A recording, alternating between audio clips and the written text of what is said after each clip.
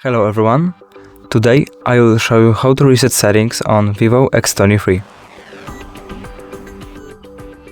So at first, go to settings, scroll down, go to more settings, now backup and reset, and tap on reset all settings.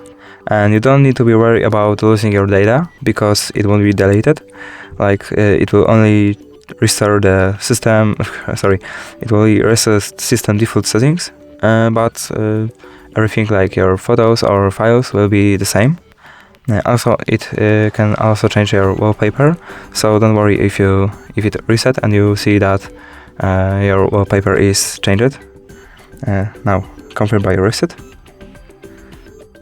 And now we need to wait a little bit until it resets all settings and reboot.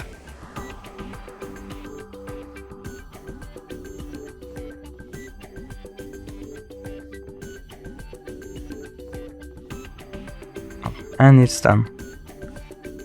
Oh, okay. Oh, why it's...